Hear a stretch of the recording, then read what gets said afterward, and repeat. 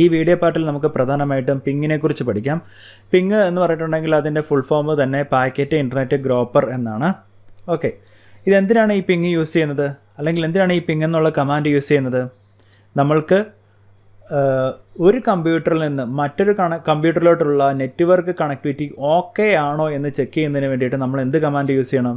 Ping എന്നുള്ള command നമുക്ക് use ചെയ്യണം. ഓക്കെ, ഇപ്പോൾ ഇവിടെ PC1 PC2 എന്ന് രണ്ട് കമ്പ്യൂട്ടർ ഉണ്ടെന്നിരിക്കട്ടെ.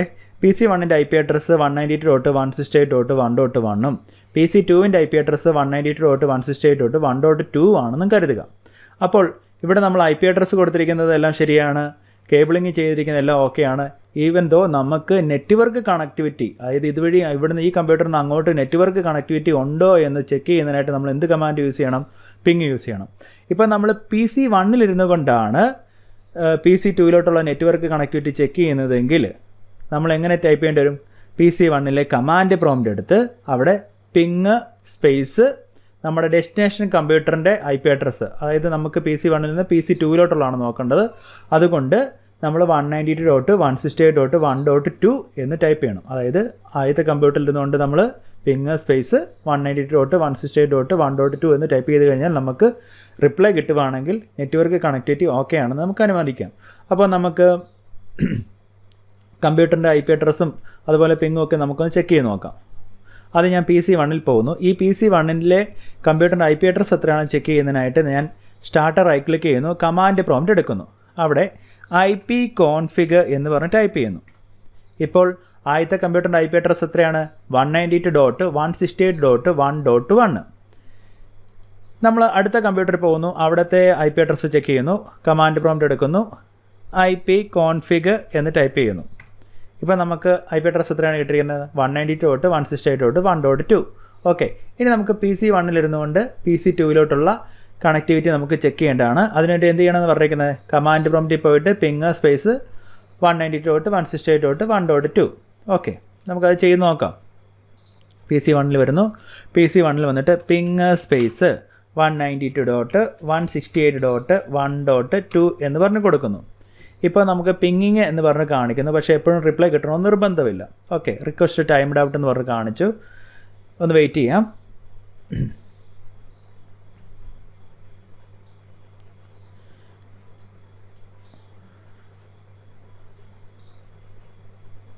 ഓക്കെ, ഇവിടെ ഇതുണ്ടോ, അതായത് കാണിച്ചിട്ടുണ്ട്, അതായത് പാക്കറ്റ് സെൻഡ് 4 പാക്കറ്റ് സെൻഡ് ചെയ്തിട്ടുണ്ട്. ഈ ഒന്നാമത്തെ കമ്പ്യൂട്ടർ 4 പാക്കറ്റ് പിങ്ങിന് വേണ്ടിയിട്ട് 4 പാക്കറ്റ് സെൻഡ് ചെയ്തു.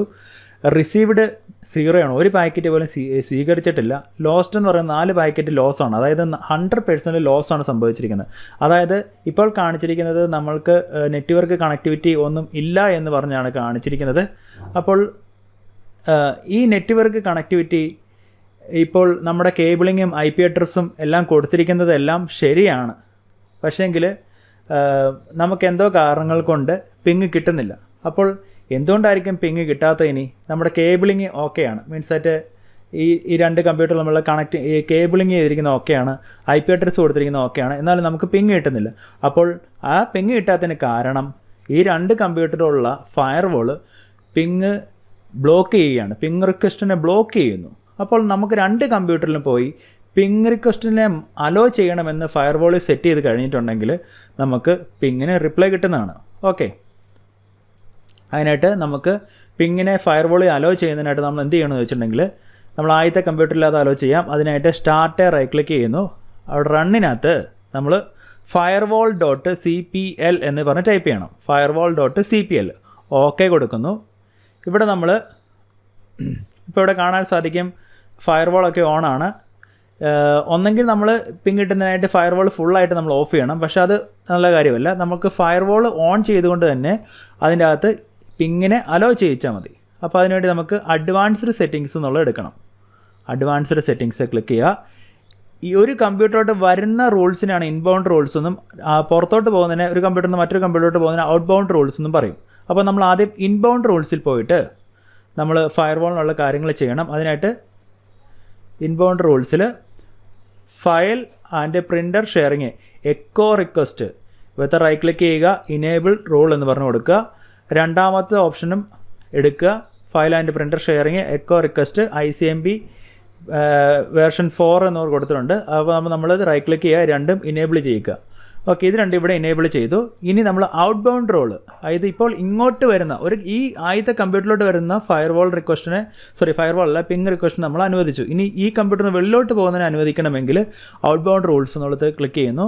എന്നിട്ട് നമ്മൾ വീണ്ടും file and printer sharing echo request right click ചെയ്യുന്നു, ഇനേബിൾ റൂൾ കൊടുക്കുന്നു. File and printer sharing echo request enable rule എന്നുള്ളത് കൊടുക്കുന്നു. ഈ സെയിം സംഭവം തന്നെ നമ്മൾക്ക് അടുത്ത കമ്പ്യൂട്ടറിലും പോയി ചെക്ക് ചെയ്യണം. അതിന് മുമ്പ് എന്തെങ്കിലും എന്തൊക്കെയാണ് വ്യത്യാസമുള്ളതെന്ന് നമുക്ക് ആദ്യം നോക്കാം. അതിനായിട്ട് വീണ്ടും ഞാൻ എന്ത് ചെയ്യുന്നത് വെച്ചിട്ടുണ്ടെങ്കിൽ, ഞാൻ ഇവിടെ ഇരുന്നുകൊണ്ട് പിങ് സ്പേസ് 192.168.1.2 എന്ന് പറഞ്ഞ് കൊടുക്കുന്നു. എനിക്ക് പിങ്ങിങ് എന്ന് പറഞ്ഞ് കാണിക്കുന്നുണ്ട്.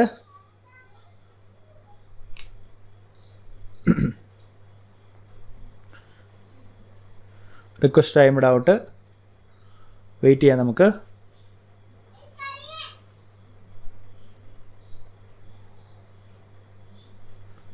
ഇപ്പോഴും നമുക്ക് 100% ലോസ് ആണ്.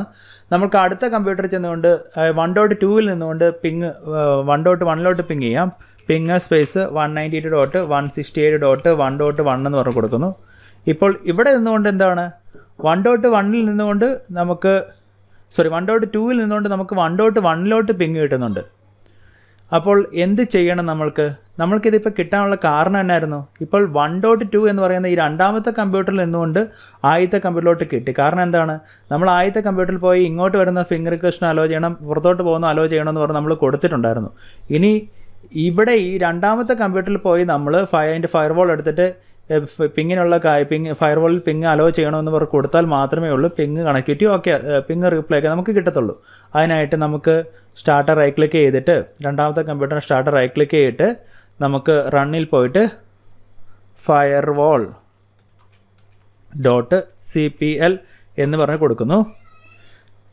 അഡ്വാൻസ്ഡ് സെറ്റിങ്സ് എടുക്കുന്നു. ആദ്യം ഇൻബൗണ്ട് റൂൾസ് എടുക്കുന്നു. ഇപ്പോൾ രണ്ടാമത്തെ കമ്പ്യൂട്ടറിൽ നമുക്ക് ഈ ഫയർവാളിൻ്റെ സെറ്റിങ്സ് ചെയ്യേണ്ടതാണ്. ഇപ്പോൾ ഫയർവാളിൽ നമുക്ക് ഇങ്ങോട്ട് വരുന്ന പിങ് കണക്ഷനും അതുപോലെ തന്നെ വെളിയിലോട്ട് പോകുന്ന പിങ്ങിൻ്റെയും കാര്യങ്ങളൊക്കെ സെറ്റ് ചെയ്യുന്നതിനായിട്ട് നമ്മൾ ഇൻബൗണ്ട് റൂൾസിലും ഔട്ട് ബൗണ്ട് റൂൾസിലും പോയി അത് അനുവദിച്ച് കൊടുക്കേണ്ടതാണ്. അതിന് വേണ്ടിയിട്ട് രണ്ടാമത്തെ കമ്പ്യൂട്ടറിൽ ഇൻബൗണ്ട് റൂൾസ് സെലക്ട് ചെയ്തിട്ട് അവിടെ അതിൻ്റെ അകത്ത് file and printer sharing echo request എന്നുള്ളിടത്ത് നമ്മൾ എന്ത് ചെയ്യണം, റൈറ്റ് ക്ലിക്ക് ചെയ്യുക, സെലക്ട് ചെയ്യുക, റൈറ്റ് ക്ലിക്ക് ചെയ്യുക, ഇനേബിൾ റൂൾ എന്ന് പറഞ്ഞ് കൊടുക്കുക. ഇനേബിൾ റൂൾ എന്ന് പറഞ്ഞ് കൊടുക്കുക. ഔട്ട് ബൗണ്ട് റൂൾസിലും ഈ സെയിം കാര്യം തന്നെ ചെയ്യുക.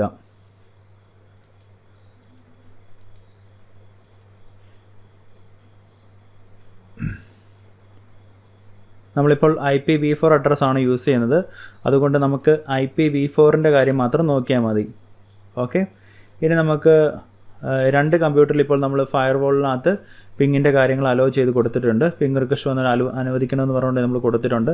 ഇനി ഞാൻ ആദ്യത്തെ കമ്പ്യൂട്ടറിൽ പോയി ഒന്നുകൂടെ പിങ് കൊടുക്കുകയാണ്. പിങ് സ്പേസ് 192.168.1.2 എന്ന് പറഞ്ഞ് കൊടുക്കുന്നു. ഇപ്പോൾ നമുക്ക് റിപ്ലൈ കിട്ടുന്നുണ്ട്. അതായത് നമുക്ക് ഫയർവാൾ ഓഫ് ചെയ്യേണ്ട കാര്യമില്ല. ഫയർവാൾ ഓൺ ചെയ്തുകൊണ്ട് തന്നെ നമുക്ക് പിങ്ങിനെ അനുവദിക്കുന്ന രീതിയിൽ കാര്യങ്ങൾ സെറ്റ് ചെയ്യാവുന്നതാണ്. അപ്പോൾ ഈ വീഡിയോ നിങ്ങൾക്ക് ഇഷ്ടപ്പെട്ടെങ്കിൽ തീർച്ചയായിട്ടും ഒരു ലൈക്ക് തരാൻ ശ്രമിക്കുക.